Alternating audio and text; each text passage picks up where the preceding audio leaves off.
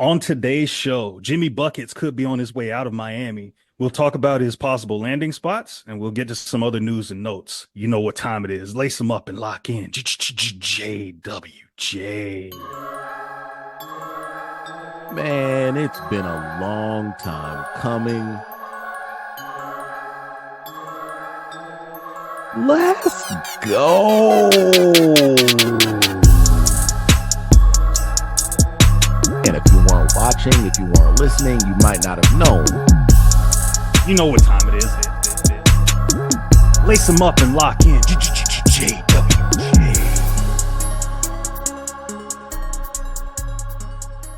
Ladies and gentlemen, welcome back to the JWJ podcast. This is season 2, episode 11.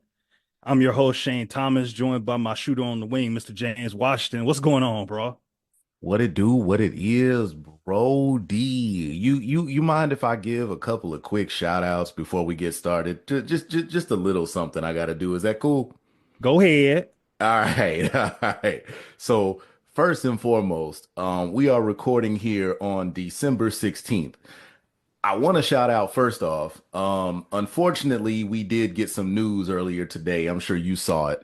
Um, Fifth highest scorer in Phoenix Suns history, Ring of Honor member Mr. Dick Van Arsdale passed away today. So rest in peace to him. Condolence to his family. Um, I also want to throw out a little bit of humor before I get to my last one. You see what I'm rocking, and eventually, the fans will see it, the listeners will see it, because then there'll be viewers.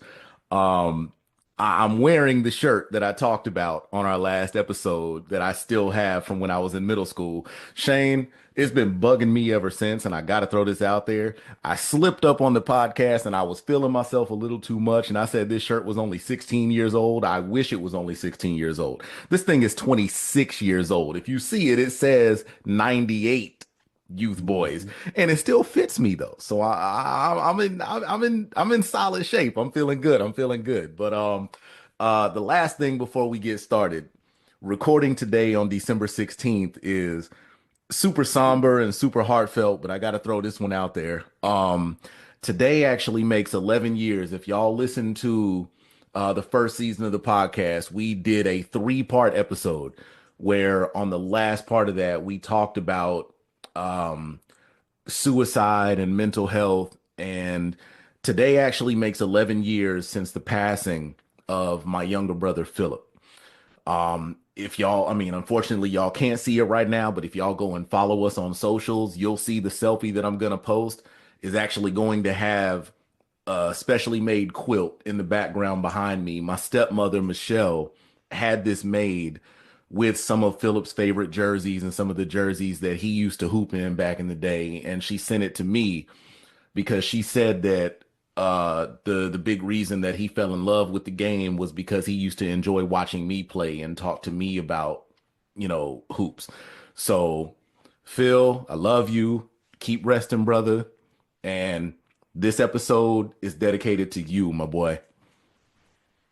Shout out to Phil, man. It's like I said, it's always emotional. I'm glad that you're able to get that shout out, man. I know how much he meant to you and your family. So heart goes out to you dealing with that. I know that's a tough day. So shout out to you. But ladies and gentlemen, thank you. Before we get too far, I do want to thank you for making JWJ a part of your day. If you're listening on YouTube, make sure that you click like, leave us a comment, hit subscribe. If you're listening to this, make sure to rate, review, and subscribe on Apple Podcasts, wherever you get your podcasts. So James, before we get started, man, I want to get into some of the news and notes around the league for maybe like around the last week or so. The biggest news today, Greg Popovich, San Antonio Spurs head coach, released his first statement Hmm. since leaving the team with a mild stroke. He does intend to coach again. He released a statement today that said the following. He said, "This has certainly been an unexpected 6 weeks for my family and me." He said this Monday afternoon. This is his first comments, obviously, since the stroke. As we work together on my recovery, I want to take a moment to share that the outpouring of support we've received during this time has truly been overwhelming in the best possible way. While I wish I could get back to every single one of you for now, let me just say that my family and I are forever grateful. We're thankful for our wonderful community, the entire Spurs organization, and our family and friends. Greg Popovich, age 75. Um, this was about 6 weeks. He had the mild stroke before November 2nd game, I believe it was. And it later came out that it was a mild stroke. He is expected to make a full recovery.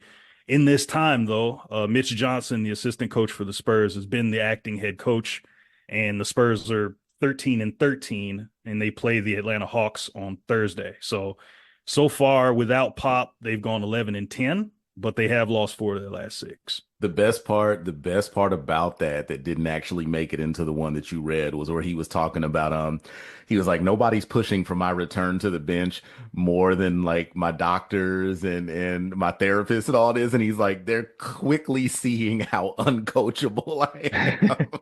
Typical Pop fashion. I love it. I love the fact that he's able to take something so serious and still find light in it. And that's why I'm like, this dude is like the NBA's Iron Man. Like he prayers for Pop, and I really, really hope that we get to see him back on the course soon, soon, soon. Yeah, for sure, for sure. And I mean, like I said, 75 years old. He's all-time winningest coach in the NBA. Past a favorite of mine, Don Nelson. I think what, a season and a half ago. It was Yeah, like two, I three. think it was season before last, I believe. Yeah, so he's the all-time winningest coach. He has 5 championships. There's only a handful of coaches, including Pat Riley and Phil Jackson, that have won at least 5 titles. That's some sexy Um, company. right, very sexy company. So shout out to Pop. And then, another thing I want to get to, this broke out, I think Saturday, I believe. Either Saturday or Sunday. Dennis Schroeder from the Brooklyn Nets has agreed to be traded, or Brooklyn has agreed to trade him to the Golden State Warriors. Um, he'll be shipped with a second round pick from Brooklyn, and the Nets will receive DeAnthony Melton, who's out for the season, and three Right. second round picks. So the 12-year veteran point guard's on the move again. This will be his 8th team in 8 years. One, shout out to Dennis. Look, we shared it earlier on social. Shout out to Dennis for being the latest player to complete the rainbow. If you know, you know. Right. But the next one, I feel either very, today years old or very ignorant or whatever.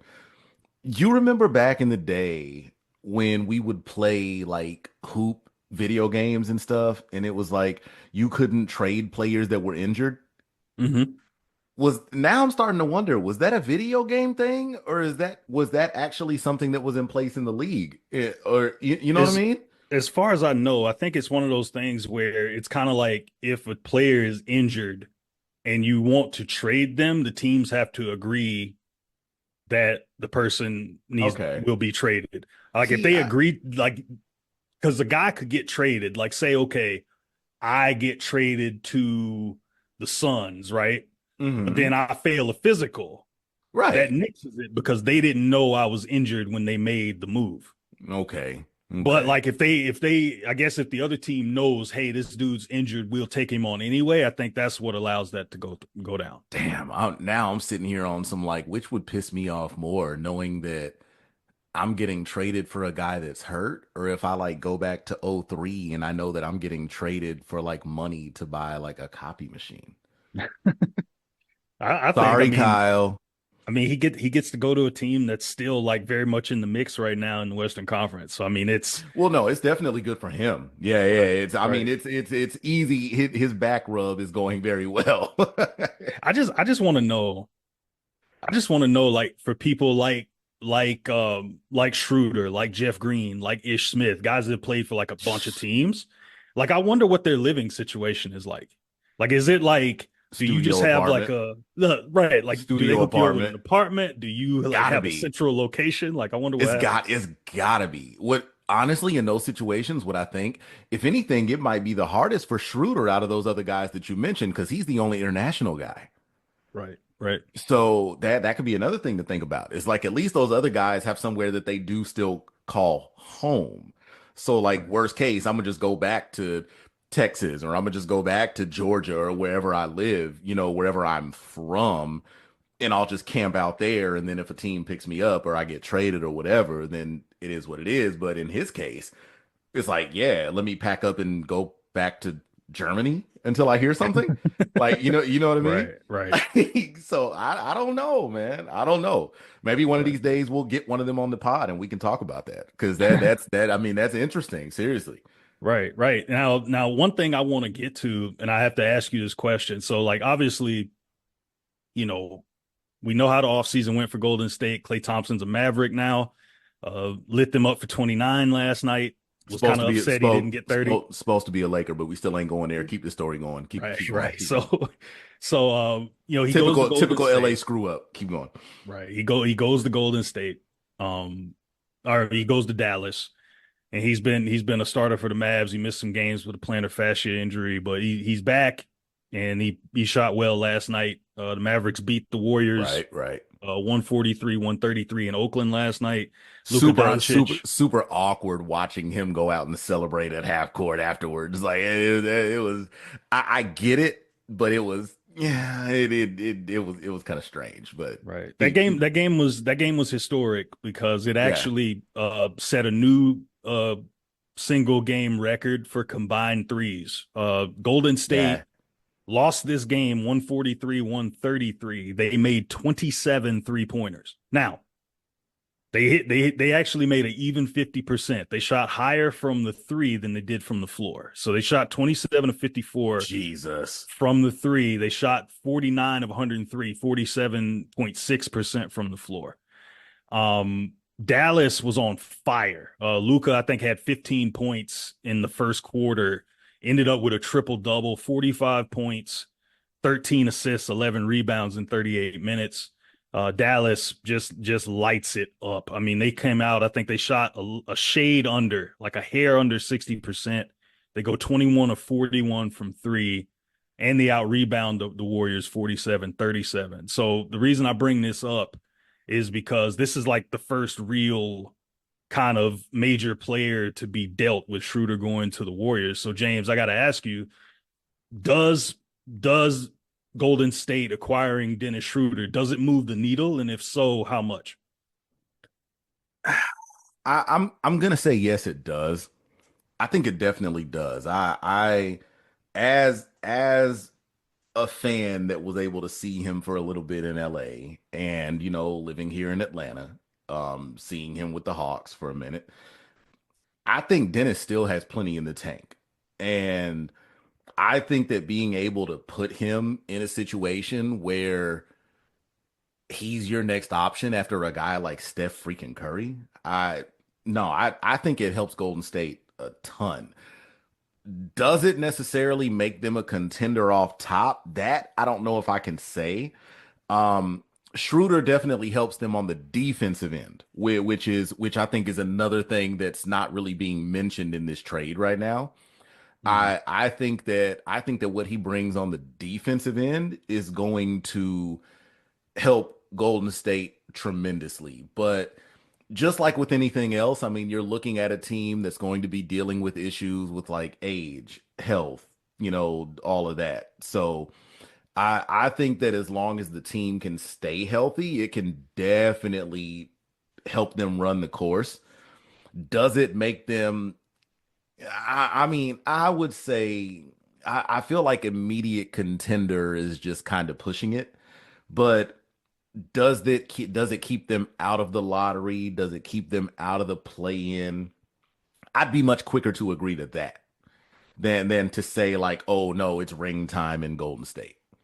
Right, right. And I mean, yeah, I like it for Golden State just because, like, I mean, they did lose some like backcourt scoring, obviously, with Clay.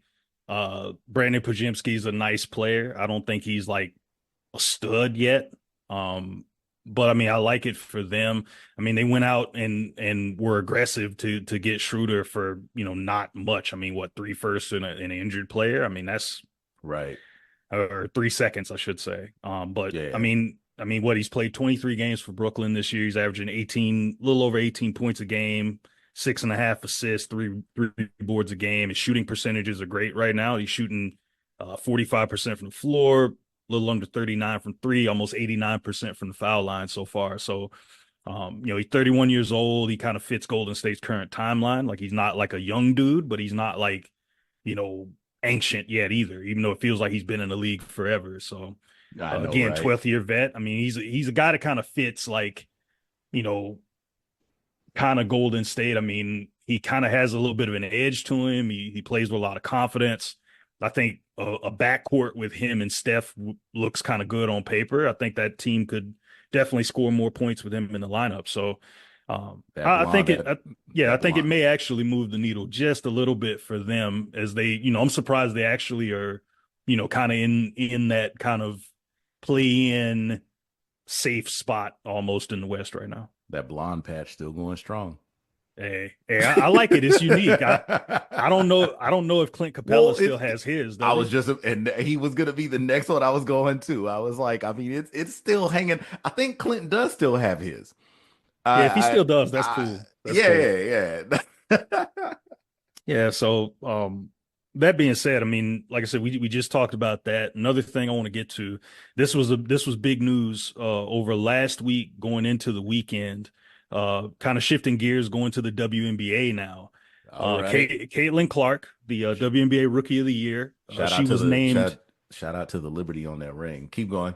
Yeah, shout out to them. We didn't get a chance we didn't get a chance to get to the WNBA finals, but shout out to the Liberty for winning the WNBA championship, their first in franchise history. So now they're not Yeah. the only like, original WNBA team to not And have a then ring. So and to shout out your squad, you could liken them very much to Dallas. They knocked off the defending champs on their way to clinching their first one. right. And like I said, that's huge. Like I mean, granted, I mean, we kind of we wanted to talk about it, but things got in the way. We definitely wanted to talk about the foul we call and the controversy. it was Um, BS, but we ain't talking about things getting in the way. We here now, right, baby. We right, we here.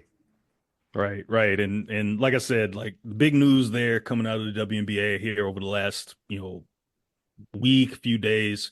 Caitlin Clark, WNBA Rookie of the Year, former Iowa great. She was named Time Magazine's Athlete of the Year. Well deserved. Former, yeah, well deserved. The former number one overall pick in last year's draft. She led the Indiana Fever to their first playoff berth since 2016, and at the same time, kind of ushered in a new level of exposure and fandom for the league. In her interview with Time Magazine, she took pride in that role of kind of the growth she's brought to the game. She says, "I've been able to captivate so many people that have never watched women's sports, let alone women's basketball, and turn them into fans." Mhm. So James, with Caitlin Clark, we talked about how it's well deserved. What's kind of your opinion on her being named Times Athlete of the Year? All right. So, like I said before, first off, shout out to her. Congratulations to her because she absolutely deserves the honor. And we've talked about it even going back to, when she was finishing up at Iowa. Her name is being thrown out there so often because she's clearly one of the best players in the world. I mean, she deserves the accolades. She deserves the honors. Let me tell you something. Um, you've seen what's been going on with the remarks about Sheila Johnson, right? Oh yeah, we're getting to it. Yeah. Go ahead. So I don't know if you want to preface that before I go on my Sheila Johnson rant. But Yeah, no, I'll just let me start. preface it. Let me preface it. I'll just start by saying Yeah. Caitlyn deserves everything that she's getting.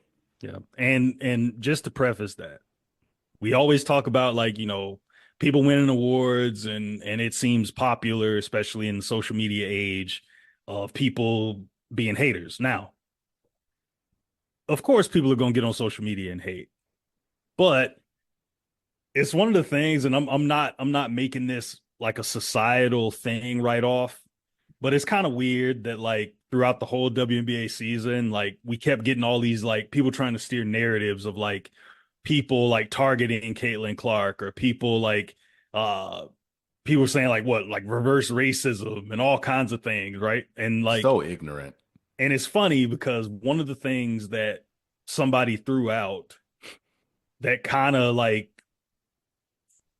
is almost on brand with this, and I won't say I fully agree with it, but I do think it's funny, is Mm. like people you see it all the time, like Instagram videos and stuff. Like people will be sitting there talking about like um how like women just can't be happy for each other. Like they And can't like it has to be just a women thing. Like we never see dudes right, out here like right, right. And so anyway. like it's funny because like I don't agree with that, but it's funny how the very person that had something to say is actually like an owner within the WNBA. Here we So go. Washington Mystics owner Sheila Johnson, she comes out after Clark is named Times Athlete of the Year. She spoke out against Caitlin being Athlete of the Year. She suggested that the publication should have given the award to the entire WNBA. She even suggested that the decision to give Clark the honor would incite feelings of racism within the league. And she said, quote, why couldn't they have just put the WNBA on the cover and say the WNBA is the league of the year because of all the talent that we have? Johnson went on to say, when you single out one player, it creates hard feelings. So now you're starting to hear stories of racism within the WNBA, and I don't want to hear that. Now, to me, why is it so damn hard to just say congratulations? If you like the you're an owner in the league, right? Like your team isn't contending. whew, Like this person has brought all these eyes, not say she's solely responsible, but she's helped to yeah. bring eyes to the product. And she's been like a face of like the league to help push it forward. And you come out and she's the time athlete of the year. Keep in mind now, she's not the only person to be named Times Athlete of the Year. This is a fairly young award. Simone Hmm. Biles has won it. Hmm. Ron James has won it. Lionel Messi's won it. I want to say there may have been a team. It may have been like Team USA Soccer or something that may have had the like women's soccer, maybe, I believe. I'll have to look that up. But um that have had that honor bestowed upon them since they've started doing this award. So to me, I just think that's weirdo behavior. I'm like, if it's a person that's a good representative for the league, and Caitlin is, um, for her to get that exposure and win that award, like everybody in the league should like be congratulating her and giving her props for that. Like, I mean, there's people that have narratives that they want to push, but to have an owner come out and say that, I think is kind of a bad look for the league. All right, so hear me out on this. Go ahead. So I'm gonna just start by saying, and Shane, I'm here in Atlanta, so I love to improv random songs. Can I give you one? Go ahead. And I'm gonna give you one real quick. Okay. All right, hear me out, y'all. I'm sorry, Miss Johnson. Ooh, shut the hell up. Worry about your Mystics. Okay. Yeah. Y'all haven't had a winning record since 22, and y'all got swept in the first round by Seattle. Worry about your squad. You want to sit here. And your best player don't even want to play there no more. You want to, thank you. You want to sit here. Oh, yeah, rant mode. You want to sit here and try to come at this one young woman and try to come at her sideways. What has she done wrong other than try to represent this game just like every other woman in this league? Right. Leave her alone. Leave her the hell alone. So you're gonna sit here and try to say you're gonna sit here and try to call out something like racism, but the only time you have any damn thing to say is when a white woman wins it. How does that make you look? Right. How does that make you look? Like Right. Like, I'm not gonna sit here now. I've said over the last year or so, we've had talks about it. I have said that I do feel like a big part of the reason it's being played up is because there's the whole, Caitlin Clark, Angel Reese, Black and White, Larry Bird, Magic, this and that, whatever. I understand that dynamic is there, but you will never convince me that the reason that Caitlin won this award had anything to do with her race. She's a polarizing player because that woman is damn good at what she does. Stop sitting here trying to make everything about race because when you sit here and make it about race, you don't realize that it's more of a reflection of you than it is of everybody else. If that's all you can see when these people are successful, that's a reflection of you. That ain't her. And Right. she, in that interview in Time, even said, I understand that the media is painting this a certain way, but if I can use what they're throwing at me to bring more attention to the women that paved the way for me, i.e., she even mentions women of color and pays that homage, shows that respect. If she can do it, Sheila, sit your ass down and worry about finding somebody that actually wants to play in DC that would look good in a dress outside of Kyle Kuzma. Shane, go ahead. If you made it this far, I do want to thank you for making JWJ a part of your day. Again, if you are listening to this on YouTube, by the time it comes out, be sure to like, comment, and subscribe. We are trying to get our followership up. We will be having visual, like video on there eventually of our streams. We got big plans for that, hopefully coming up here in 2025. So be on the lookout for that. If you're listening to this, wherever you get your podcast, we appreciate you. Now, That wasn't me to saying I think that Kuz would look good in a dress, by the way. Don't get that twisted. Don't. Anyway, go ahead, Shane. somebody might think he's fine. I don't know. Not me. Go ahead. He definitely does though. He thinks Go he. ahead. Go ahead. Um. So. Um. So Oh yeah, boy.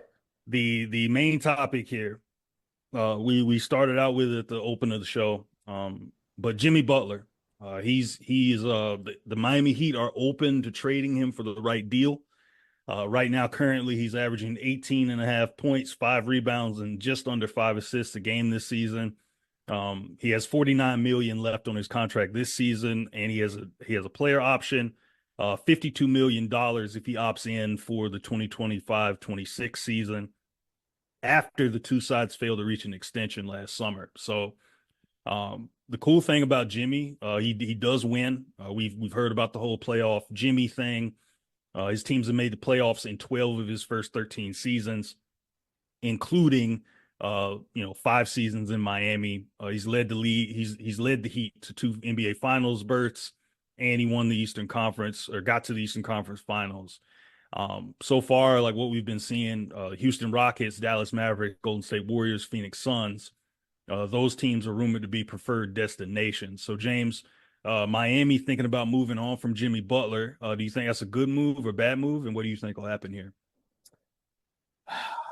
Okay, so to be honest, I mean, I wouldn't have a problem with Miami moving on. My only issue is I struggle to see which of those preferred destinations would actually work.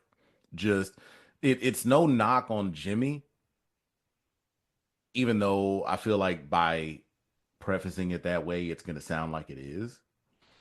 But I think that the reason that Miami has worked for Jimmy is because Miami is one of those locations where star players are allowed to kind of be themselves and do what they want to do, act how they want to act. And that's not saying a bad thing at all. To my Miami fans, that ain't no knock. Shout out to Heat culture. Laugh to myself. Um, but no, with all due respect to the lineage of the franchise, if you look at the players that have defined who they are, you got D Wade, you got LeBron, now you have Jimmy. Even back in the day, for a time you have, your Alonzo Mournings, your PJ Browns, like those guys that stood out for the team, they were always those guys that came with big personalities and they were allowed to be themselves. These teams on his list, I don't see any of those teams allowing him to still be that same guy. That's why it didn't work in Chicago. That's why it didn't work in Philly, because those teams function with a different mindset. Minnesota. At Minnesota, like that's why I don't know. I would honestly be surprised if any of these teams would go and pick that up. Now, the funny thing, if we're looking at one that might actually try, something about this Schroeder move just makes me think Golden State might not be done. So I out of the teams on that list, I feel like Golden State would be the one where he might end up, only because with Houston, him going there doesn't really translate to like something where it's going to turn into a title anytime soon. Mhm. With Dallas, I don't see it working in Dallas for those reasons I just said. I feel like Jimmy's head is a little too big to try to fit into a scheme that Dallas has already put together that has clearly been successful. Like Right. you've been to conference finals, you've been to the finals. Clearly what you're doing is working. I personally don't think that Jimmy Butler is going to be that guy to put that team over the top. If anything, I feel like it might be a little bit of a step back. Right. And I mean, and here's the thing too, like with this, like you mentioned Golden State and the Schroeder move that we've talked about. Now, Hmm. in the trade packages I've seen, because keep in mind, like I mentioned, he's making $49 million right now. He's supposed to make 52 next year if he picks up his option after Hmm. not getting the extension. So if you're willing to trade for him, you're gonna have to give up like real assets. Hmm. So um I've seen hoopshype.com, one of my favorite websites, probably the Bible of NBA hoops. I get a lot of my news from there. Hey, Hoops Um, Hype, shout us out, please. yeah, shout out to hoopshype.com. I've been following that whole thing since I was probably like in high school. Yeah. So like 20 years of this. But like the trade packages, I mean, if it was Golden State, like they threw out trade packages that, were centered around Andrew Wiggins and Jonathan Kuminga. So if you're Golden State, you would have to pretty much talk yourself into, I'm willing to get 35-year-old Jimmy Butler Right. for Andrew Wiggins, who we are one of our very first episodes was like almost like a borderline finals MVP all the way back to Knoxville. Yeah, yeah, yeah. We're in Knoxville. Yeah, yes, we're not. That we're here. Hey Shane, let them talk, man. If we can work it out, we might be back there soon. Y'all stay tuned. Right, stay tuned. That's big news. Big news, by the way. So, um, Wiggins and Kuminga being like linked to Jimmy Butler. To me, I don't like that package just because you're saying, okay, Jonathan Kuminga has like something there. There's something there that like I'm like this dude could be like a low key all star. Like he's For sure. athletic. Yeah. He's got the right mentality. I think Wiggins right now is kind of like the current guy, but Kuminga's like right on his heels. Like if they did decide to pull the trigger on a rebuild, Kuminga should be the first one that stays there. Absolutely. Um, Youth so movement. like yeah, so I mean, granted, if you did trade for Jimmy, he's kind of on Steph's timeline, Draymond's timeline, as far as like Mhm. guys that want to win now. And that's what I was gonna say is the problem. I Right, mean, you look at him at 35 years old, you can't send him to any situation where anything is going to take time. right, So that to me immediately nixes Houston. right. And see, and the thing is with Houston is, that was a rumored destination for him. We've seen the whole thing where apparently he's dyeing his hair to the different colors he wants to He's done play it with every for. team so far. Yeah. Um, right, like the package that Hoops Hype threw out there was centered around Dylan Brooks, Steven Adams. So like they had two packages here. Dylan Brooks. Um, Dylan Brooks, Ain't no um, parade inside my city. somebody's favorite Canadian. Steven Adams, who has no haters. I'm married to my favorite Canadian. Hey, boo. Hey, boo, hey. And so yeah, like the package that Hoops Hype had, threw out there for Jimmy Butler for Houston, Dylan Brooks, Steven Adams, Jeff Green, shout out to Unc, and Jay Sean Tate. That was one package. They also had another one. It was like the only one in this Instagram post that they had that they actually threw out two different scenarios for Houston. So one I just mentioned, Dylan Brooks, Steven Adams, Jeff Green, Jay Sean Tate. The other one, Steven Adams, the first round pick out of Auburn a couple years ago, Jabari Smith, Jeff Green, backup center, Jock Landale, Tate, and Aaron Holiday, who's a backup wing. Now, I'm only in that case, I'm only entertaining that first one. I'm mhm, not giving up Jabari and Jock. right. And I I'm just not. right, and I just think it's a little bit rich. But again, the only reason this is even going out there like that is because he's so old and he makes a lot of money. Mostly because he makes a lot Hmm. of money. Yeah, I'm not giving up Jabari and Jock, so that's out Yeah, the window. and it's a young team. Especially not Jabari. Right, it's a young team. Ime Udoka's a young coach. He's got them playing good ball right now. Like Yeah, it's a young yeah, team with they got their stars in place. I mean, you got Jalen Green, who I think I picked for most improved. yeah. Um, You win Jalen for most improved. I do right, they remember got they that. got they got Baby Jokic with Alperen Şengün. They got a good team. They got a good young team there. Keyword is But young. not a and I was just about to say, but not a contender. Right, they're And still I don't see right. comfort. And like to me, it's like if that's something that's on your radar, if that's where you're willing to go, like are you just comfortable with not winning a ring? Because when you put yourself in that situation, no knock on you, Jimmy slash Jamie. You see what I did there. But you going to Houston, like we talked earlier, does not move the needle to where anybody is afraid of the Rockets. Right, It and doesn't, especially in the West. right, and the thing is, I mean, and Hoops Hype did put this out there. According to a lot of reports that Hoops Hype has uncovered, Rockets team sources say it's highly unlikely they'll pursue the 35-year-old Butler, even though he's a six-time All-Star, Smart move.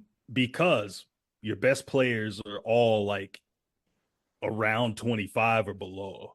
Like your main like heavy lifters right now are young dudes, and for them to pull the trigger on this, of all the teams, honestly, if they did pull it, I would be okay with parting with a Dylan Brooks or a Steven Adams. I'd be okay with that. Yeah. Just Yeah. because it's like if you were gonna make a move and you say, okay, this dude could be the missing piece for us, like that's a package that's attractive because like none of those dudes are stars. So like Right. Houston, I feel like would be able to pull it off easiest. The team that I say absolutely hell no to, and is not because they're my squad, is Dallas. It Like doesn't, I told, look, it doesn't make sense for Dallas, it but doesn't make go sense. ahead. Go ahead. And the reason it doesn't make sense is again, you got like young dudes and you got something that's working right now, as James pointed out. So, according to Hoopsite, the package that Dallas would have for Jimmy Butler would include PJ Washington Jr., Daniel Gafford, and a combination of either Klay Thompson, Maxi Kleba, Quentin Grimes, or Dwight Powell. Now, here's my issue, and I can speak from this. I can speak from this from a fan standpoint. Is you're a team that just made the NBA Finals. Before that, 2 years before that, you were in the Western Conference Finals. So Mm, you went out, you got Klay Thompson, you got Quentin Grimes. Both of those dudes are balling right now. PJ mm, Washington is one of the top like two-way guys right now in the NBA. He's a very good defender. His shots coming along. Love the edge he brings to the team. Daniel Gafford, a lot of guys don't talk about him, but Daniel Gafford, them acquiring him to me, even though PJ gets a lot of like the press as far as like a guy that helped change things in Dallas last year when they came in, Daniel Gafford really brought something to this team because they got Derek Lively who is only a second year player right now. And you were able to get like two bigs that play the same. They don't need the ball.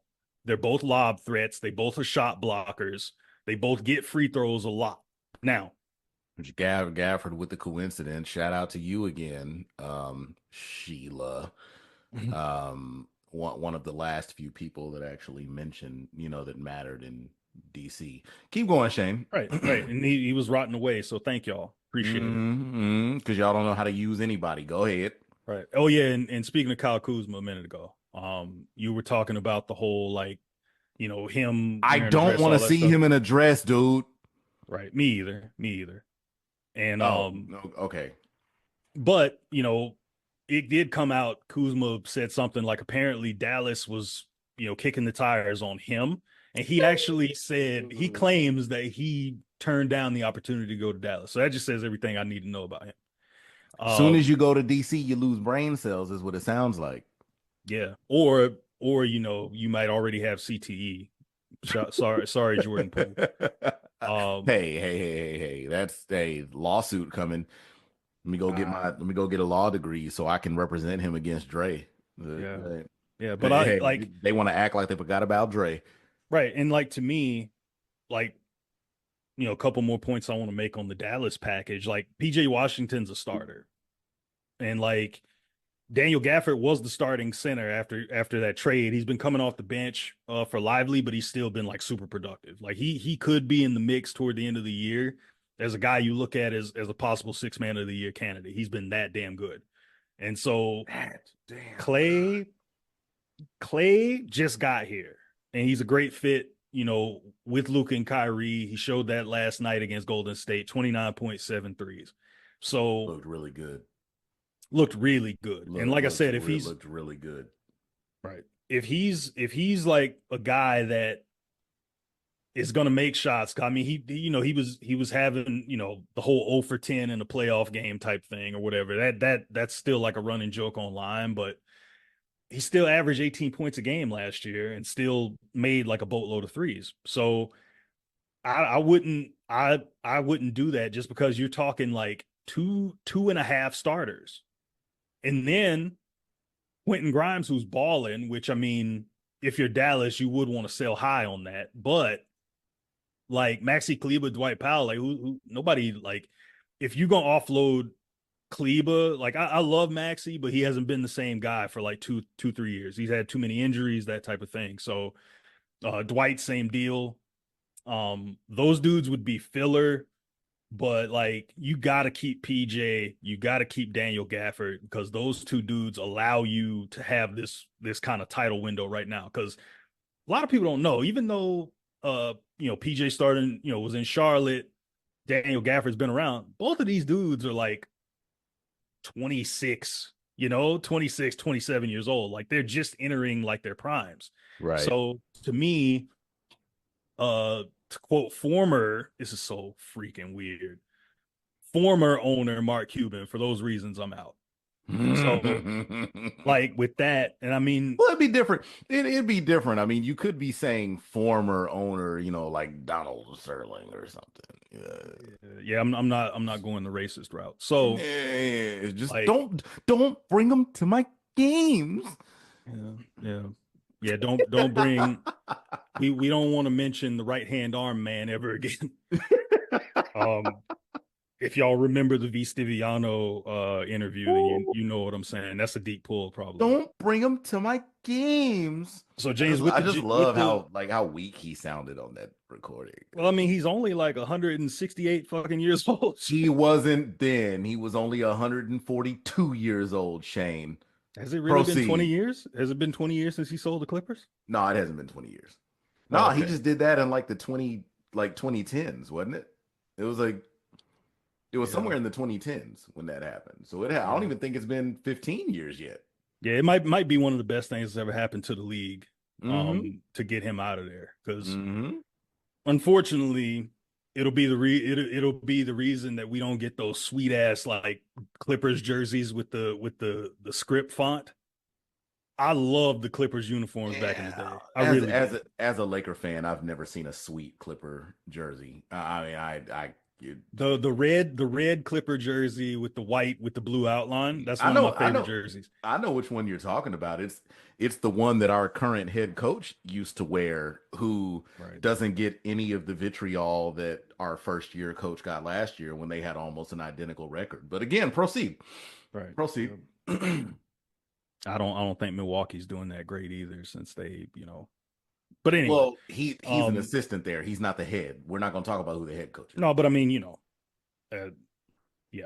So, the thing is with that, one more thing on the Jimmy thing, I got to ask the question, like, of the teams that are his like quote preferred destinations, who do you feel like, and it could be a team that's not on that list, but who do you feel like could benefit most from having him? Because like one team that didn't have like a trade package like readily available from Hoops Hype that I saw was Phoenix, even though that's a team that's also on his list. I don't know how I feel about Phoenix, because to me, Phoenix is another one of those where it's going to be like, what are they going to have to give up to get him? Hmm. So I don't know if I'm crazy about Phoenix either. That might Based cost off you ba Brad Beal contract wise, at least. And if that's the case, I wouldn't be mad at that, because remember how I told you when Brad first went to Phoenix, I was like, what are y'all thinking? You have a guy coming off back surgery who doesn't know how to function on the court without the ball in his hands. Um, I wouldn't see a problem with that loss. Um, Random side note, Shane, I had to look it up while we were talking about it.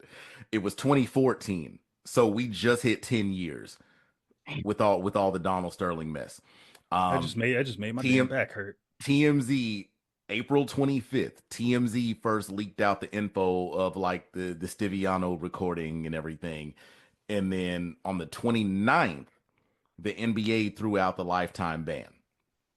All right, so question I have on that, Mm. like with the whole like TMZ thing, how do they know shit so fast? Money, bro.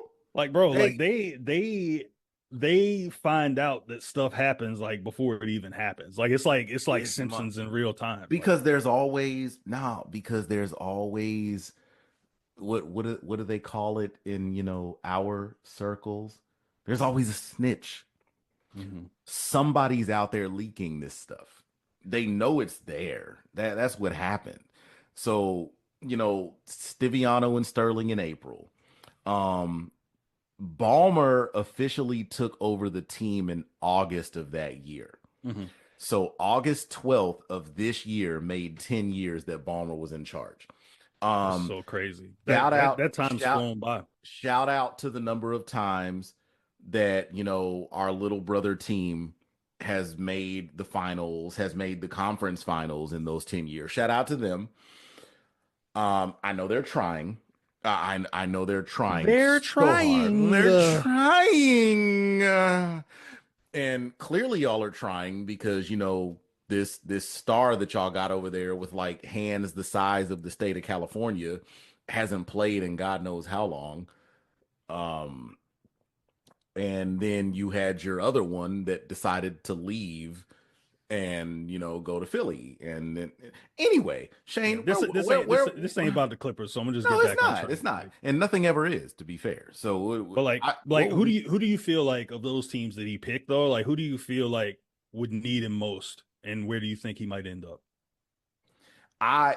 if it was me and I'm setting up, if I'm playing The Sims with the NBA, I'm putting him in Golden State, Okay. because I think that given what they're going to have to give up to get him, he brings enough of a size and enough of a grit on the defensive end to replace what they might lose.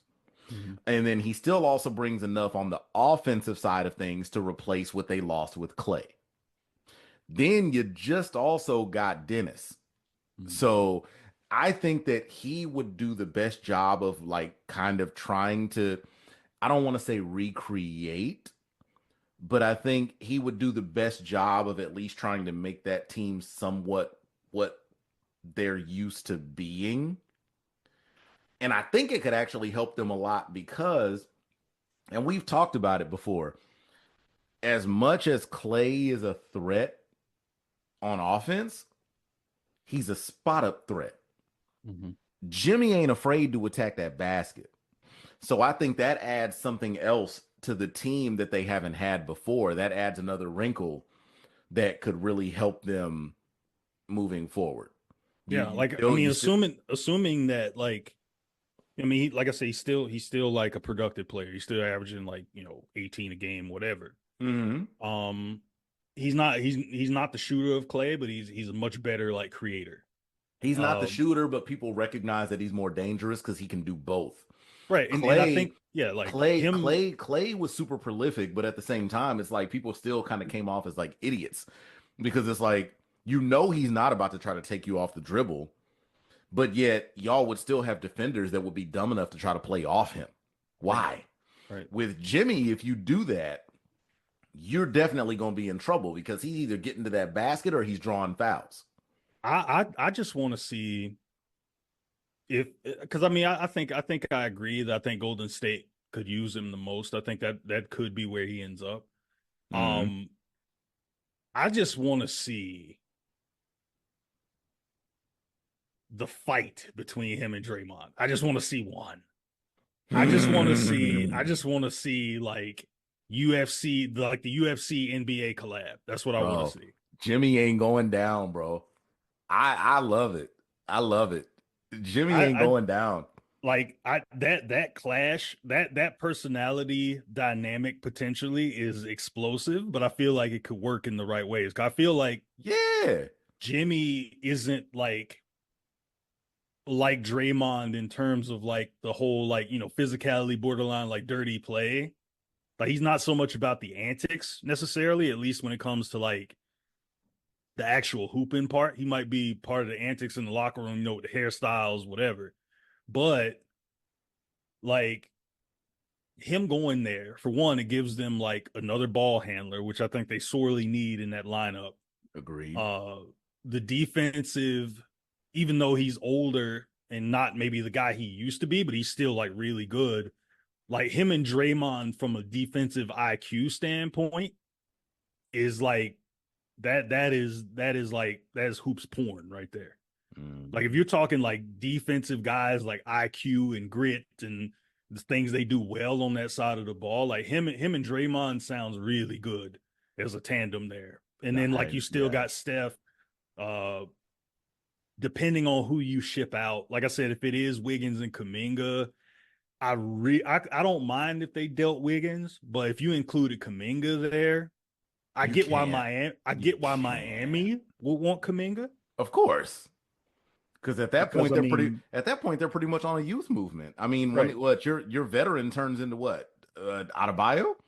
right. And I mean, Like I just think like with that team, like if they trade Jimmy, I think that's the start of like, okay, we got to shake this team up around Bam and like him and mhm. Tyler Hero or whatever, and then like see like who those young dudes are on the team that can fit in, like whether it's Nikola Jovic, whether it's Hero, like some of the other young guys they got on that team, like they may be doing kind of like a mini rebuild once they get off Jimmy, because I mean they'll be able to get off that It'll money. definitely be a rebuild at that point. Yeah. So like, with that being said, again, if you guys are still listening, we appreciate you.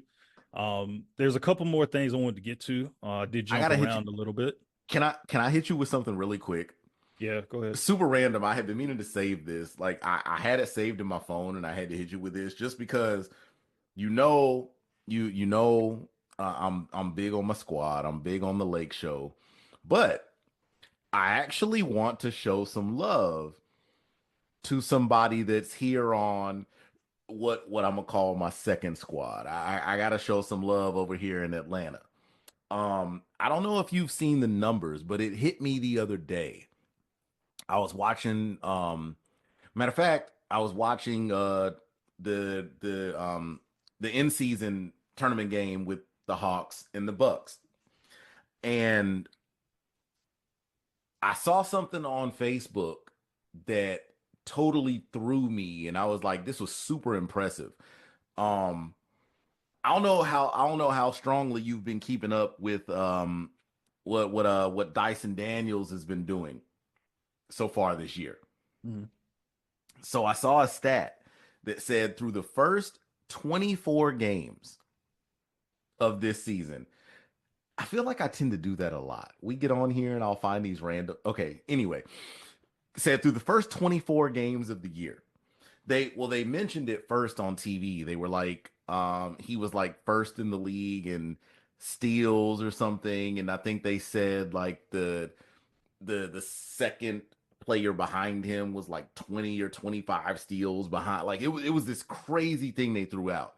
So I just went up looking and I saw something that said through his first 24 games this year, Dyson had 73 steals and he had 22 blocks. They said he is the first player since the 88-89 season to put up those kind of numbers in his first 24 games. Do you know who did it in the 88-89 season in their first 24 games? Uh, hmm. 88, 89. Yeah, Um, hmm. Give me a hint. he rocks a hairstyle like mine. Oh, uh, Not a beard though. okay. Uh, so it's not Michael Jordan, right? It is Michael Jordan. It is my okay. All The right. last player with 70 plus and 20 plus in their first 24 was Michael freaking Jordan. And that is why they call Dyson Daniels the Great Barrier Thief. Listen, That's one why. one of the dopest nicknames in the game right now. Speaking of nicknames, we already mentioned the Spurs in this. Hit hmm Wimby and Stephon Castle being called Area 51 is crazy. As a Vegas dude, look, oh, Incredible. I love that name. That is one of the dopest names in the game right now. Like it Yeah, is. man. Yeah, man. It's pretty good. Yes. So, like as I said, I did jump around a little bit. But I wanted to come back. There's a We couple more having things I want to fun. get to with news and notes. We are having fun. Great to be recording here. And it's a Monday, so it's actually rare that we actually get to record on Monday. This might be one of the first times we recorded on a Monday. So, I'm gonna um, tease if anybody out there knows and they know when I say it, I'm gonna say happy Monday. They'll know what I mean. Shane, I'll explain that one later, right. but it drives me freaking crazy. But go ahead, just continue. Yeah, so like I said, I jumped around a little bit, but I wanted to circle back. Speaking of the in-season tournament, the finals for the NCAA, the Emirates NBA Cup. I work in college now. I'm sorry. It be Uh, like that. yeah. So the Emirates NBA Cup, we went through the semifinals. We are now they're playing the final tomorrow night in Vegas. How we got here, real quick. Oklahoma City pulled away to beat Houston 111-96 the other week on the West Side. The Milwaukee Bucks defeated the Atlanta Hawks 110-102 to advance. In a good ass game, by the way. Right. And it was an awesome game. And Milwaukee is on a roll quietly. They've won 12 of the last 15 after starting like 11-10. Like they've been I think they started 2-8, I believe, and they found a way to turn it around. Giannis has been playing outstanding ball. And just in Dame the has been hooping. and just in the last 10, they're 8-2. Right. Like they're finally finding that mojo. And I mean it kind of, even though people, including me and probably James, like rolled their eyes when uh it came out when Doc was like, we'll make the playoffs. I'm not worried. Now, when that happened, given how things went when he got there and then how things started, there was no reason to believe Doc Rivers at that point. Like, Mm. so the fact that they've turned it around, it's kind of been, it's one of those things like we talked about Doc before, him, how he ended up getting the job over Adrian Griffin after they fired him his first season after 41 games. Like Doc, for what it's worth, he's done a good job with that team and guys are balling. Giannis is healthy. Dame is hitting shots. He had a good game against the Hawks the other night, hit some big shots as he usually does. So now we got the Thunder and the Bucks. They'll be playing tomorrow night in the Emirates NBA Cup Championship. If you guys follow our IG, if you're not already, go to the JWJ podcast on Instagram. We are there. Also, we have a new social media outlet that I will tell you guys about toward the end of our show. So be on the lookout for that. Now, James, Emirates NBA Cup, Bucks, Thunder. If you remember when we put out on our social media, OKC was my pick to win the in-season tournament, Ah, but and here's the they've. great but here's the crazy thing, dude. I Mhm. gotta my apologies, I gotta cut you off there real quick. Because remember, that was one of them where I screwed up.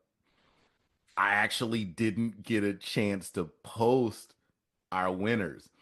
And here's where I will actually call myself out because I don't want to seem like I'm just like bandwagoning and front running. So, y'all listeners, Shane, before the season started, he picked OKC. He picked the Thunder to win the in-season tournament. He picked them to win the Emirates Cup this year. Damn right. I went on the other side and I felt like just the defense of rookie Zach Edey. I actually had picked the Memphis Grizzlies to win the in-season tournament. Now, clearly, things went south. I had gone on, designed all these things, and I was gonna post those. And I that honestly, my slip up, I forgot to post them. Y'all see, my team didn't even make the final cut. But I had originally picked Memphis. And no, it wasn't just because, of like the Ja Morant man crush. It had nothing to do with that. It had nothing to do with that. I Sure. was going on, you shut the nah. I was going strictly off of what I thought would be a strong defensive presence with, you know, implementing a guy like Zach Edey. I thought that would have been huge for Memphis, especially in the West.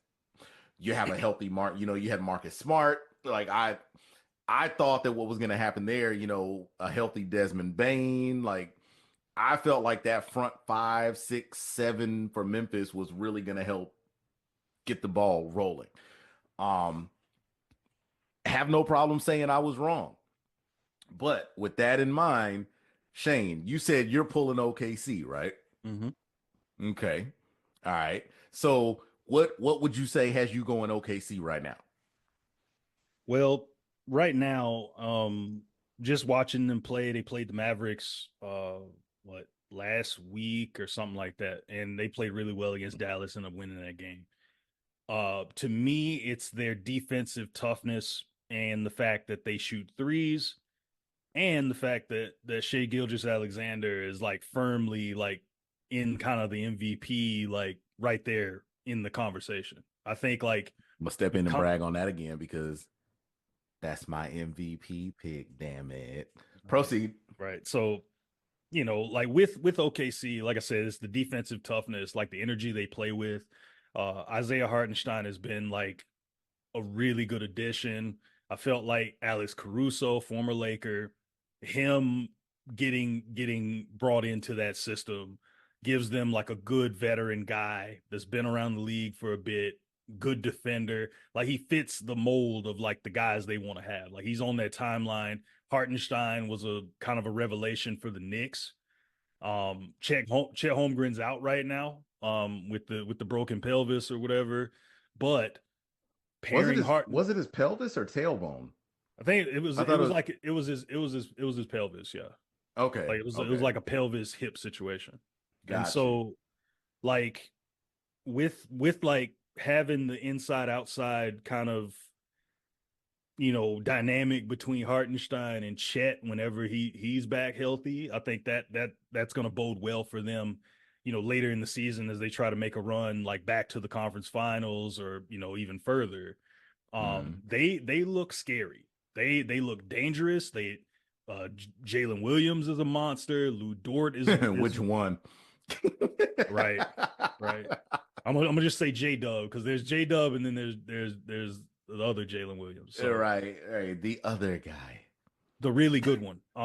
So Jalen Williams, Lou Dort, like I mean, they're getting contributions for everybody. I mean, Kenrich Williams is balling. Like that team is really scary because like they're young, they're athletic, they're hungry, they get after you on the defensive end, they shoot threes, they shoot a boatload of them, and when they get Who hot, like it's doesn't? crazy. There was like a Magnets game the other night with them in Dallas. I mean, they hit just tough shot after tough shot after tough shot, and you know if they're making shots like that against most teams, they could don't be surprised if like OKC ends up in the finals. Don't be surprised because like they have all the ingredients. I mean, last year I felt like they were a little bit young. I feel like Shea is still kind of growing into that leader. I think one of the things I looked at with OKC, and we talked about this like last year, like after Dallas had beat them in the finals, like to me, and I still feel like this is kind of the case, but I feel like they have more guys around him now with Hartenstein and Caruso. I feel like he's a guy that he's a bucket. Like he can score in a variety of ways. He's improved his 3-point shot this year. He's hitting those. I always felt like he was a guy that was a great scorer, but he wasn't necessarily a guy that necessarily set the table for others. I feel like he didn't necessarily make the other guys around him better, but I feel like this year with the guys around him, it's kind of like they're more kind of lockstep. Like he's kind of setting the table from a leadership by example standpoint, and other guys have kind of raised their level, and the guys that they added in the offseason fit. So, um, I feel like they thrive in these type of scenarios, like an in-season tournament. I feel like their Hmm. best qualities come out in that situation. So that's why I had them as the team to win the Emirates NBA Cup. They're playing against a red hot Milwaukee team. So that being said, James, do you feel like OKC wins this? And if not, how does Milwaukee pull that off? Okay. I I'm not gonna lie. As much as I like Shea, because like I said, preseason I had Shea going down as my MVP this year. I mean, he was in the top three last season, and I feel like he's definitely kept that going into this year. Shea was my preseason pick for most valuable player. And I'm still sticking by that. I still believe that he's going to take that award home this year. On the flip side of it, I was looking and once we saw the matchups, initially I was going with Milwaukee. Mhm. I felt like Milwaukee had it simply off the experience factor. And it's again, it's no knock on OKC, but you have a Giannis, you have a Chris Middleton, you have a Damian Lillard. You know, we're All them talking, outside of Dame, I mean, it's a championship pedigree. we're talking, right. We're talking Laker mantra again. They got Torian Prince. There's a lot of guys on that roster that, Bobby Portis. Right. They have the experience there. Pat Connaughton. Like there's still plenty of guys there that are familiar with what's going on. They know that pedigree. They know how to handle business. I'm going to roll the dice, Shane. I don't mind being that dude. I'm going to roll the dice. SGA is still my MVP by the end of the year, but I think Milwaukee wins tomorrow. Okay. And Okay. here's the and but what it's going to come down to, what it's going to come down to is there's a big problem going on in Milwaukee right now. This is going to be what determines it. Dame, Chris Middleton, and Giannis are all listed as probable in day to day. The only one that has come out directly and said, I'm playing on Tuesday is Dame. Mhm. I doubt the other two are going to miss out. I doubt they're going to sit, but it's almost on like us with like our wrestling stuff. Like the fact that we've only heard that from one of the three Hmm. has me wondering. And I want to say that all three of them are dealing with lower body injuries. I think it's all like knees or calves or thighs or something. Yeah. And I mean, Um, Middleton's coming off and like that's a what it, double ankle surgery. and he just got Uh, back. right. Yeah. Right. So that's another one. So it's like I want to go Milwaukee, and if they all play, I'm going Milwaukee. I feel like experience will win out. That's my honest, that's my thought on that. But it's going to be a matter of who plays. But just for the sake of us, tussling a little bit and getting it going, I don't mind saying I'm gonna go Milwaukee. Okay. I'm gonna go Milwaukee because I feel like if all of them play and they're all good enough to play, I think experience wins out. And so if Milwaukee wins, Giannis has to be the MVP, right? Of the tournament. I'm gonna say yes, because I feel like if Giannis is good enough to go and Giannis is healthy, I don't know who in a Thunder uniform is stopping him. Right. Because I mean the guys that would pull that assignment would probably be the Jalen Williams or Lou Dort. Exactly, And and I I think think they would probably I use think Dort. Lou could stand a chance. Lou, because He can match the Lou's a physicality. dog. Lou's a dog, He man. he Yeah, can match the physicality. yeah. But Yeah. outside of that, that's why I say if you mess around and Lou gets in like foul trouble early, Right. then Giannis is gonna have free game. Right. And yeah, like if Giannis is able to run wild and keep playing the way he's been playing, I mean, dude's been dominant. So, if Milwaukee is to win, Giannis will probably be the big reason why. He'll definitely probably win the MVP of it. If at the very least he'll be a part of the all tournament team. Uh, if OKC wins like I think they will, it has to be Shea. I think him Of course. and probably I would say him and Jalen Williams would probably be like they'd probably make the all tournament team. I think uh I think Giannis would probably make the alternate tournament team, Dame as well, and then like maybe some people from another team. Mm. So it might be like they may dominate the all tournament team if you're picking like five players. Oh, for sure. Yeah. Which I mean, I think that's gonna be one of those things that's gonna end up happening anyway. Mhm. Like all tournament teams, it's like how often are we really gonna see somebody make an all tournament team that gets knocked out in the first round? Right. Like that's not gonna happen. Like, you know what I mean? Right. So it's so that's I mean, of course they would tend to dominate the field because it's gonna be such a selective field at that point. Yeah. So Like, let me ask you this. uh, And then I'll give mine and then we'll move on. okay. Score prediction. Score prediction. All right. Since I'm sticking with Milwaukee, I'm gonna say Milwaukee wins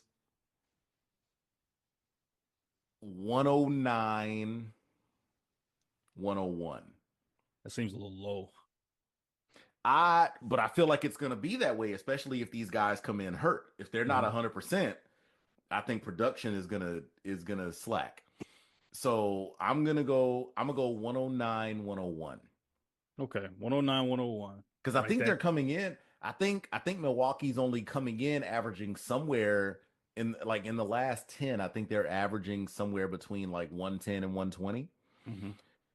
And if they're not 100%, then I expect those numbers to drop. Yeah.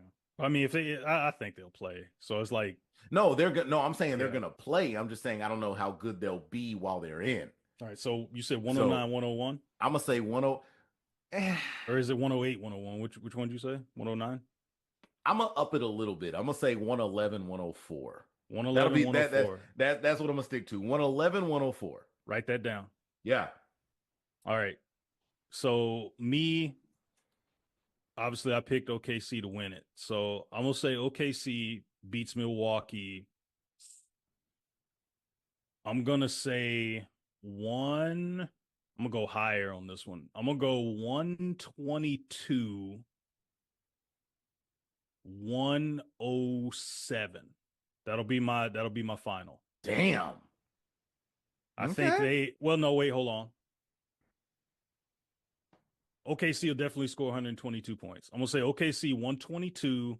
Milwaukee, I'm gonna give them one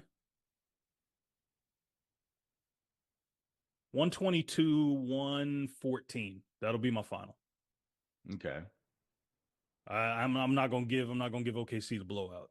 I was trying to do some quick math in my head, which is why I'm not a mathematician. And so yeah, with that being said, I got one more thing I want to get to, a couple more things, and then we'll close this out. So uh gotta mention it because it happened on the road last Thursday.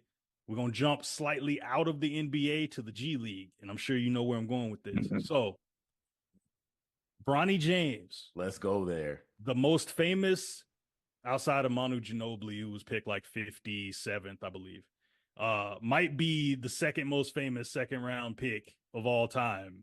To be fair to say, even picked at 57th, nobody ever went to social media and blasted and said he shouldn't be here, but keep Right, going. right. So Bronny James goes out last Thursday. He's played a couple games since then, maybe one game, but he went on the road. They played the Valley Suns. It was Bronny's G League road debut.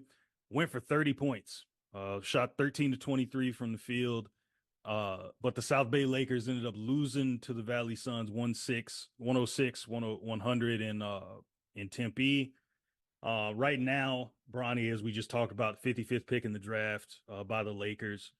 Right now in the G League, he's only played 5 games, but he's averaging 14 and a half points, 3 rebounds, 2.5 assists. 5 games with the South Bay Lakers so far. So James, what did you think about the 30-point game? I saw the highlights as well. I thought he looked damn good. I Yeah, he looked confident, right? I thought he looked damn good.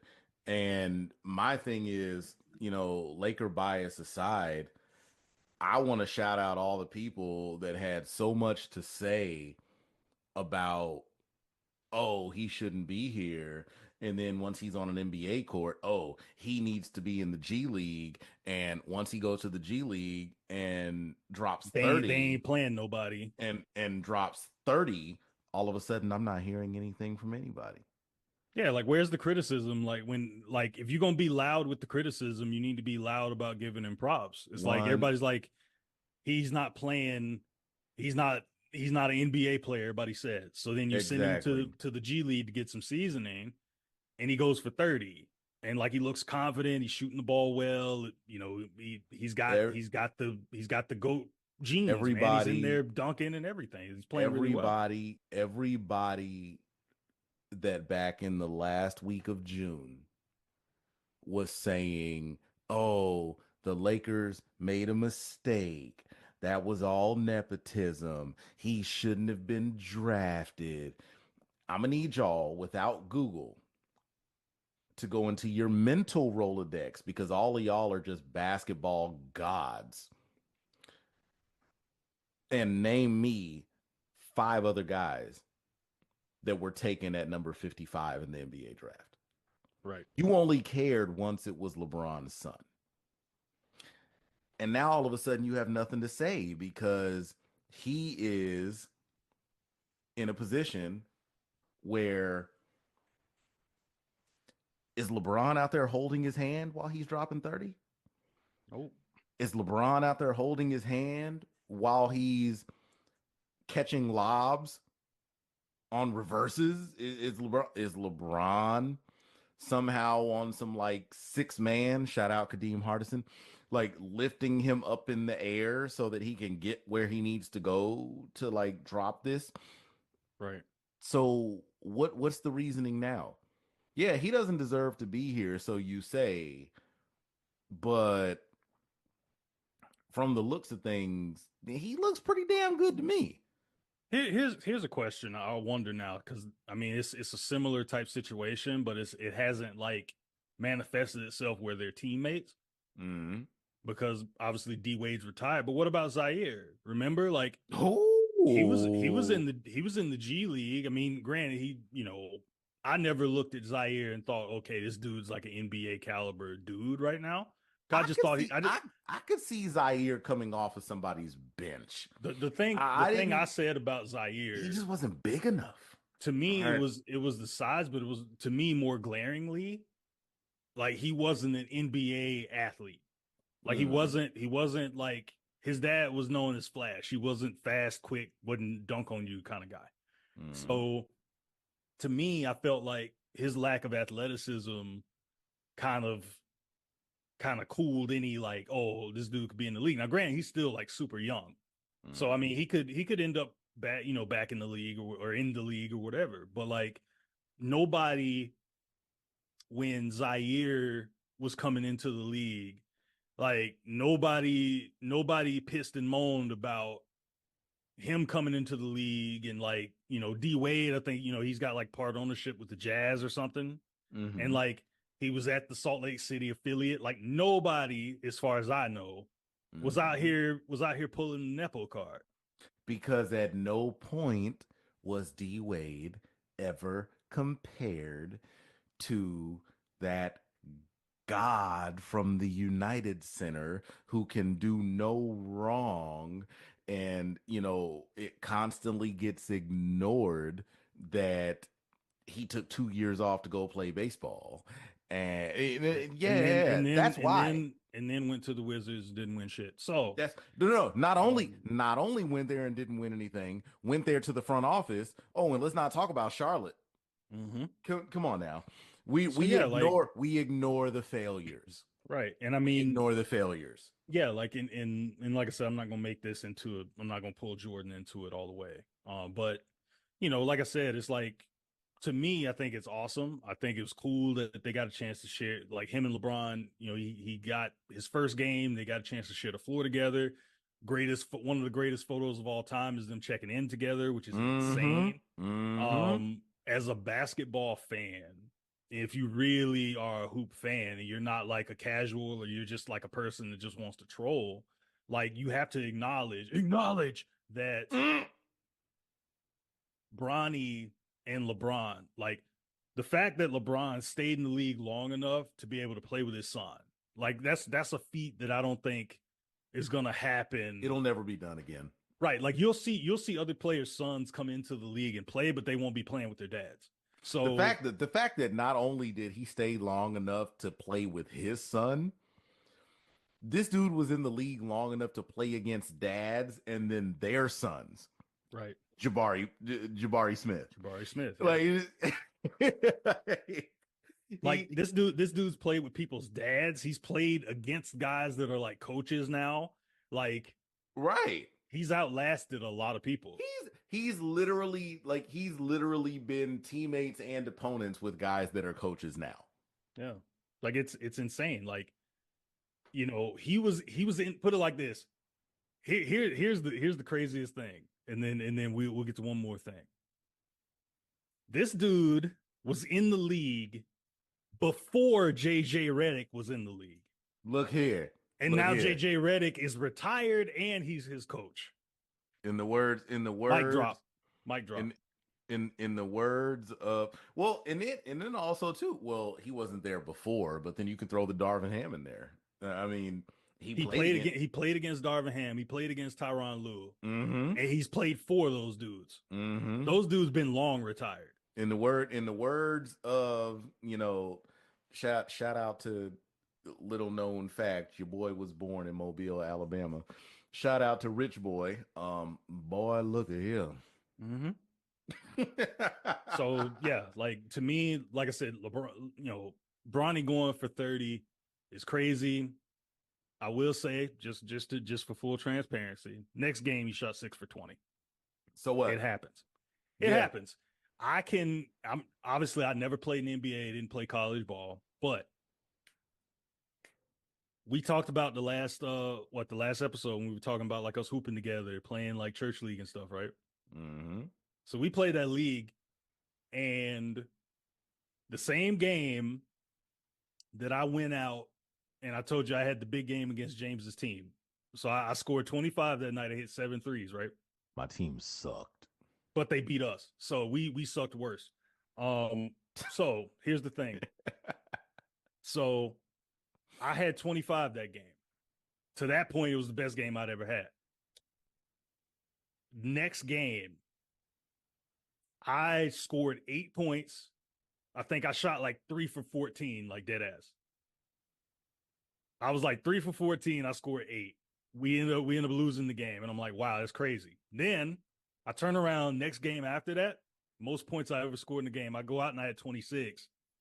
And Hmm. I want to say James was actually playing with us that game because we were short a guy. Hmm. So that game I scored And I 26. actually think no, and I actually think that might have been the game where I had my high in dimes. Yeah, so like I Because think I wasn't even thinking about scoring. I think I might have finished that yeah, game with maybe like six. Like yeah. I didn't care. Like I was kicking the But ball the everywhere. but right, so like in that game, which was crazy, small tangent with that is like I go for 26. I hit a buzzer beater at the end of the third quarter. The ball hit every part of the rim possible, and I'm talking it in. With By your this with point, your damn Kawhi Leonard ass. right, like the ball literally like stayed on the rim like a good 5 seconds. Like it was like spinning around, bouncing the whole deal. I'm talking it in. By the time, put it like this, I had backpedaled. I was talking the shot in. I was like near the water fountain in the hallway, like before you get to the court. I was that far down before that ball went in. I'm sitting there the whole time, like I'm sitting there going, get in there, get in there, get in there. And it goes in. And I'm like, hell yeah, I'm celebrating and all that.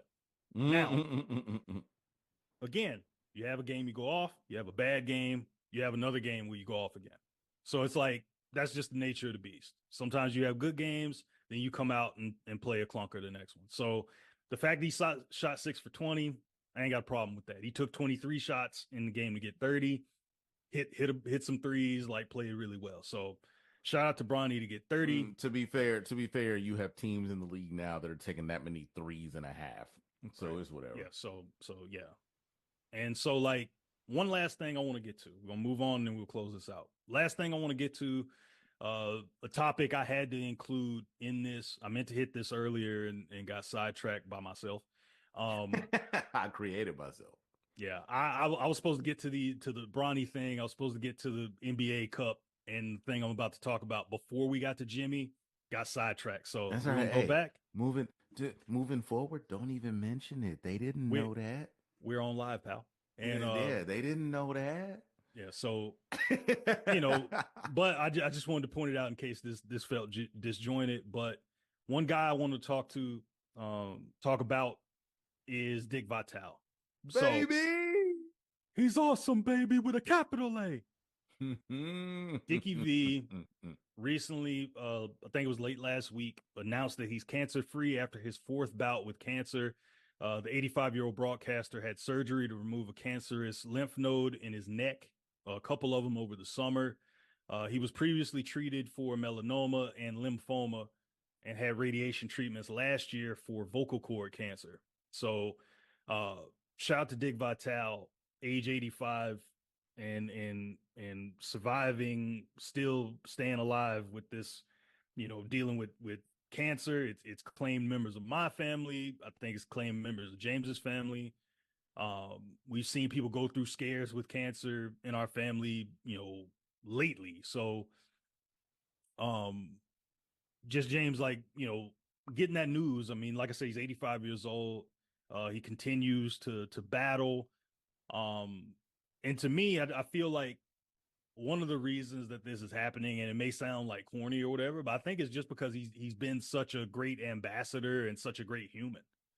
Um, and such a presence, at least in the basketball circle, especially college basketball. Like you can't think of college basketball, at least if you're me and James's age, like you can't think of college basketball and not think Dick Vitale. So James, what did you make of Dickie V coming out announcing that he's cancer free after going through this for a fourth time?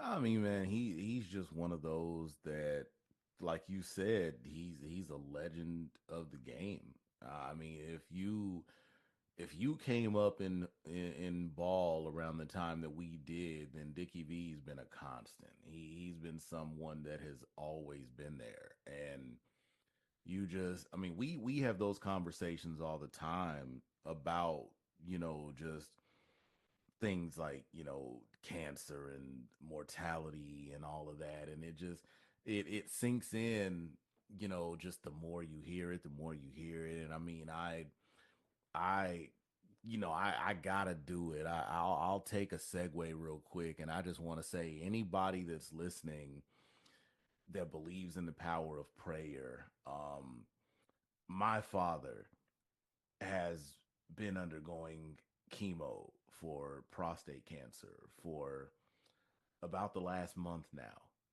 So anybody anybody that can send prayers, send well wishes, please do that. Um that's this is where stuff like this hits for me. It's because cancer doesn't pick and choose, just like Shane said. Um we've both seen family members come through it, and we've lost family members to it. So super thankful as a basketball fan that Dickie V is still here with us, because that is a legend of the game. That is an awesome individual that we love to still have here. What yeah, just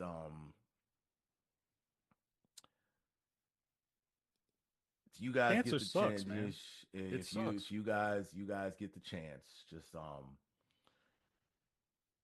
pray for Marshall. Pray for my father. Yeah, man. Yeah, for sure, for sure. Um, One last point on Dickie V, man. Like I said, I think one of the reasons that he's beat this and he's still fighting this is because he's been such a good human. I mean, he's done so many like good things as far as like his, like I said, being an ambassador to the game, being a guy that, when Jim Valvano lost his life, we have all heard like the Jim Valvano never give up speech. One of the greatest speeches of all time. It's right up there with Stu Scott, who also lost his life to cancer. Like Dickie V's work with the V Foundation is Yeah. like synonymous. Like he's one of the reasons we have the coaches versus cancer games every year, and the coaches wear sneakers on the bench to show solidarity. Like he's got his own foundation to help with like pediatric cancer, things like that. So um his announcing to me, and me and James were talking on the phone about this the other week when I was like coming up with the rundown for this show, is like Dickie V to me is very similar to the oldest living president that we still have is Jimmy Carter, who turned 100 this year. Now, the reason I draw that parallel is so like in basketball, so like Dickie V started as a coach before he became a broadcaster. Dickie V wasn't like a great coach. Like he didn't have a winning record and all that stuff. Like he wasn't like a successful coach.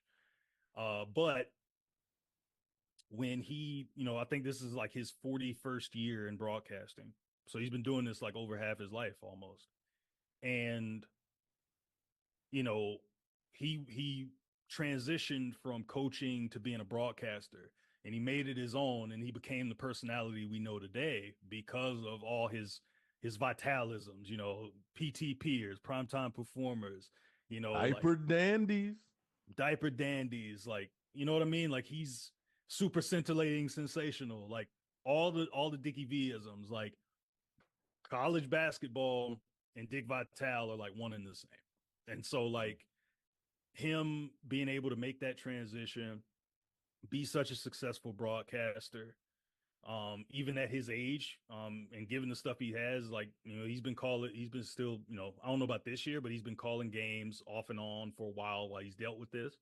Like he's he's been such a great like philanthropist and like I said, raising money for childhood cancer, sticking up for a buddy of his, Jim Valvano, who lost his life, who was a great coach and by most accounts was a great human as well. So shout out to Dickie V, fourth bout with cancer, fourth time he's won. and that's awesome with a capital A. So, um, with that being said, ladies and gentlemen, I appreciate you. Me and James both appreciate you for sticking with us, making JWJ a part of your day. If you have made it this far, if you're not already, make sure you're following the JWJ podcast wherever you get your podcasts. You know the deal. We're on Spotify, we're on Anchor, iHeartRadio, Apple Podcasts, and more. Be sure to rate, review, and subscribe to the podcast. If you're listening to us on YouTube, hit like, hit subscribe, and click that notification bell to be notified whenever we release new content. We're on Instagram, Facebook, X, formerly known as Twitter, and now, ladies and gentlemen, thanks to my boy, we are on Blue Sky at the JWJ Podcast. You can also follow us individually at It's a Thomas Thing and Titletown's Mayor. That's right. And also, if you'd like to follow me on Blue Sky, I have a personal account there for the stuff I do for my work covering Penn State. You can find me, just look up Shane Thomas on Blue Sky or at Shane A. Thomas on Blue Sky. So if you'd like to weigh in on any of the topics we've discussed, we've heard different topics. Like when I dropped the Blue Sky stuff on our story on Instagram, uh, James's friend Ron reached out and was like, "Hey, like, what's Blue Sky about?" So I had my first like real kind of interaction with Ron, and so I just explained it. Basically, Blue Sky is kind of an alternative to Twitter. Runs the same. It's pretty much like just a different version of Twitter, minus all the BS that Twitter's becoming. I mean, they're trying to get people to pay for subscriptions and people paying for check marks and all that. I'm not doing that. So Bro, super random. I gotta throw it out there. And Ron, if you listening, I know you'll back this up. Yo, Shane, if we had all met in our primes, we would be a freaking killer three-guy run, dude. Like yeah, me sitting here at the point, we put you, on the wing, Ron down low. We got what? I'm only like 5'10". We got you at 6'2". Ron's like 6'5". Bro, good luck. it would have been a wrap, dog. Like, Right. shout out to Ron, man. Ron Dunlap, dog. That's my boy. Yeah, Like, we shout out to we you and thank you for your support, yeah, man. We man. love you, dog. We love it. We appreciate it. Shout out to everybody else who, And decides to. Georgia's still better than Texas, by the way, Ron. But you already know that. You've Yeah, seen that twice this year. So. yeah. That James basically just said horns down. So No, we pretty much cut the horns off. but yeah, like I was Love saying, you, man, Ron. if you'd like to weigh in on the topics we've discussed in our podcast today, feel free, drop us a comment on Instagram, shoot us an email, shoot us a DM. Try to respond to all of those. I responded to Ron. Shout out to our guy Luis. He sent us stuff before. Luis, He love you, bro. we got to get Luis. We got to get his commentary in here. Like through a comment, something like that. We got to talk about his New York Knicks at some point. But Yeah. y'all know the drill. Shoot us an email at the JWJ Podcast. Find us on Instagram at the JWJ Podcast for a chance to have your 2 cents included in a future episode. So with that being said, until next time, thanks again for listening. Thank you for your support. Thank you for tuning in, lacing up and locking in. JWJ. Much love.